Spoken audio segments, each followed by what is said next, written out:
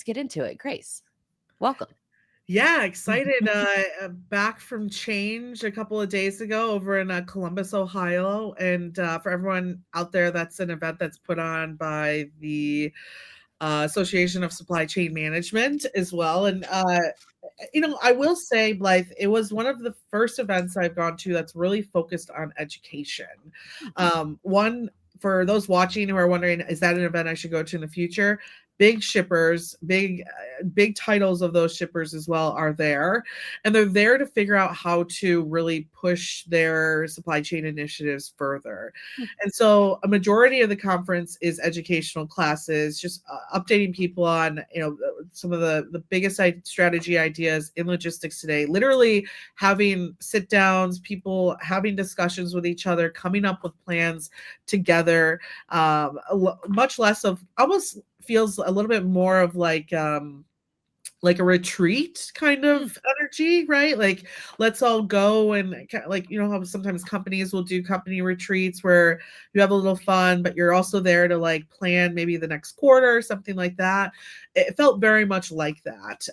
So I will say that was the first conference I've been to, where especially the roundtables were very popular. A number of them were like quote unquote sold out, right? So there's only a certain number of seats for certain situations. And again, just really interesting topics, whether it's security, fraud, etc., all the way down to visibility, and of course technology as well, and how you can implement those into your strategies. So I loved it, and I got a really great chance to also execute what we call their innovation showcase. Imagine kind of like a Shark Tank situation. Oh, cool. Very fitting for you. Right. Yeah, it was fitting. And I will say too, like a little bit of that's like one of those, as someone, if you've ever been on stage or had to moderate a panel, this was like an interesting type of thing to moderate, because there is so many like ins, outs. You come on stage, you're off stage. So for me, it was like the first time that I had to be a little bit more dynamic on stage, if that makes sense. But the panel was awesome. So if you've been to Freightways events before, you've probably seen or heard of John Larkin, who's an industry expert and is currently a senior partner at Venture 53, which is an industry investment group. And so, of course, I was happy to see him. I see him in a lot of events. Outside of that, I got to meet Adam James, who is the vice president of C.H. Robinson's NAST division. So that's their North American Surface Transportation. It was really great to talk with him one-on-one. And then I got to meet two people I've never met before, which one was Jim. Well, here's a funny story. His name's, I was presented that his name was James Hess, but he likes to go by Jim Hess. And Hess, as in like the gas station Hess? That might be a Southern gas station for me. Okay. Reference isn't pinging, but HESS. So if so, then yes. It's the green and white. It's Michigan State colors. Have you ever seen that? No, but I love it now. They might have gotten bought out. I think they're still like Hess gas station. Hold on.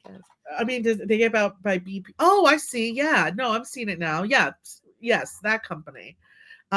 We don't have them up here, but 2017. They've been gone from roadways since 2017. So RIP. Speedway acquired them. So it's, again, so I'm a big Speedway fan. So good for them. Them and 7-Eleven. Way to go, Speedway.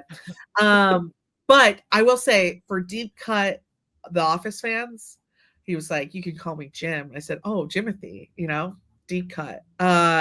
He got that reference. I said, "You're cool. I like this guy." So Jimothy Hess, Jim Hess, he's actually the global reverse logistics manager for Google. Oh, wow. Yeah, awesome guy. And then last but definitely not least was Pedro Neto, who is a supply chain data scientist over at HP. So they all had like really great questions in regards, especially their own experiences and how they've, I think, used technology.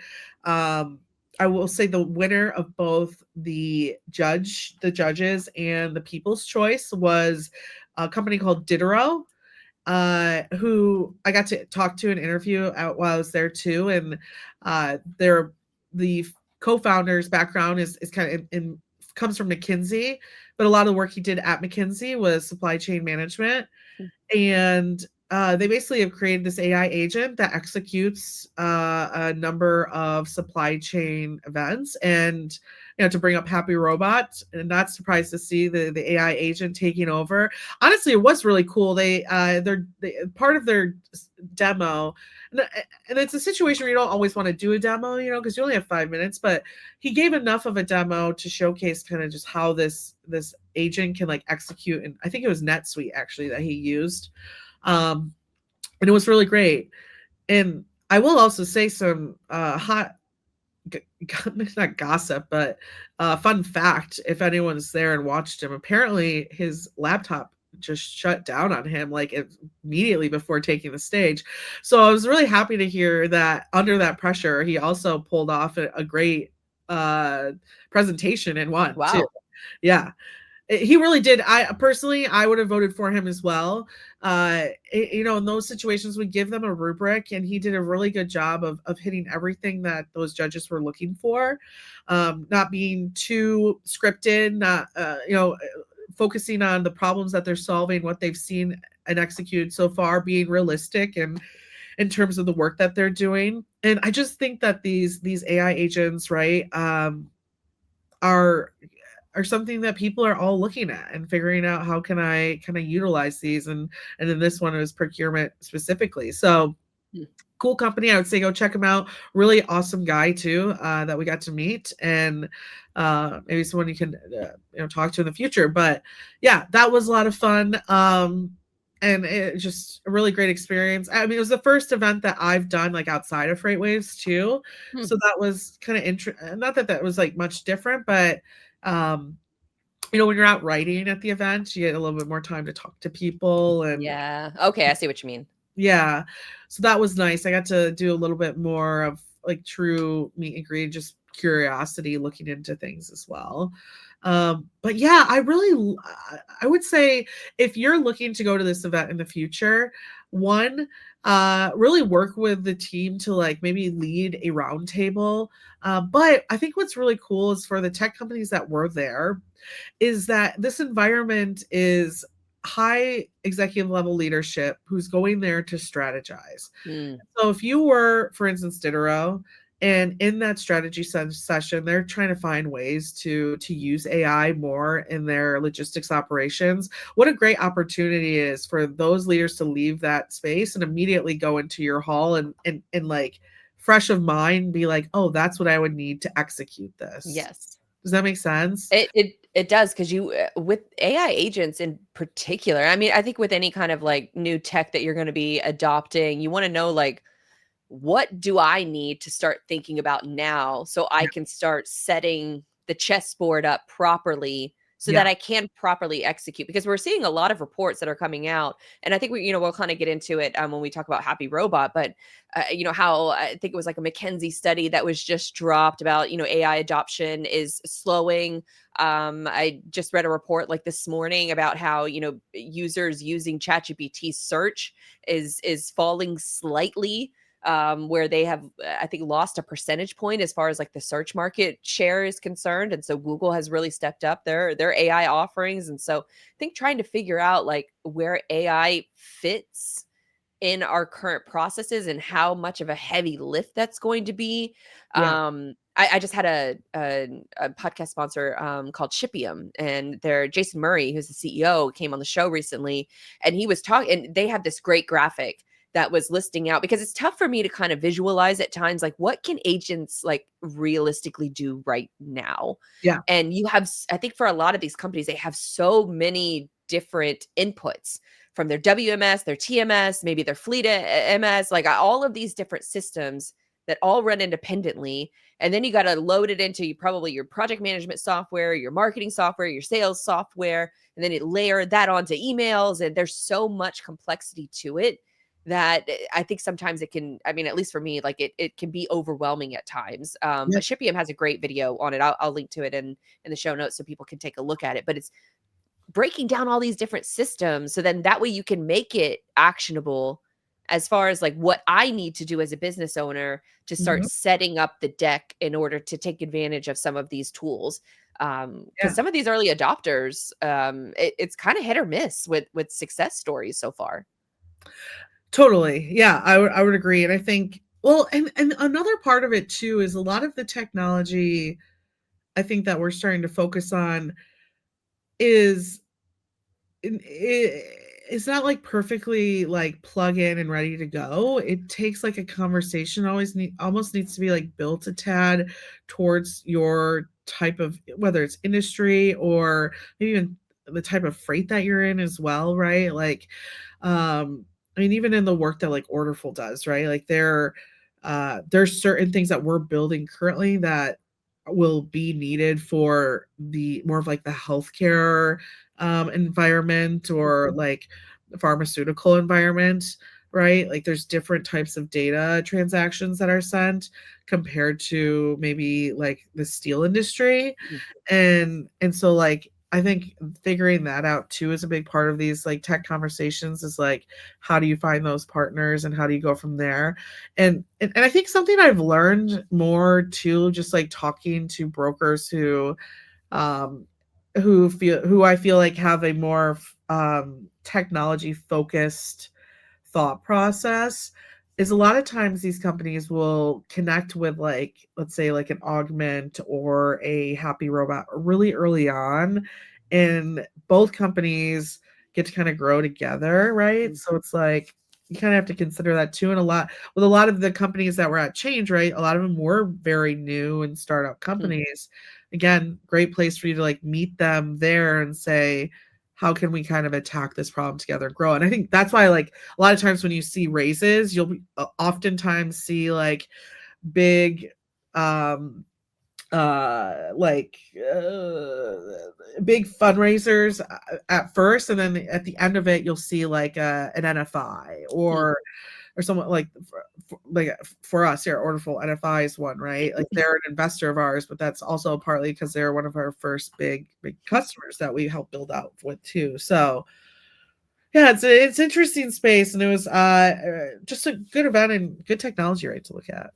And I think too, it's just I wonder how these companies are getting around because Lars had a great post this morning on AI. Like it's not enough to, if you set the deck correctly and you set up all the deck chairs and then you buy the thing and then you're starting to implement it.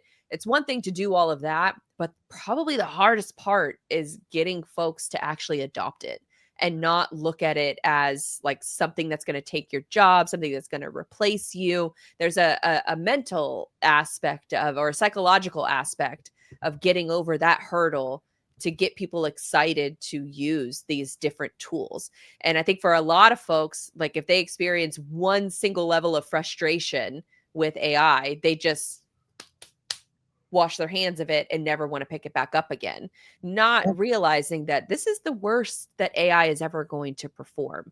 Like Yeah, it's only going to get better. And you can't go into it with the mindset of that, oh, I'm adopting AI so I don't have to worry about anything.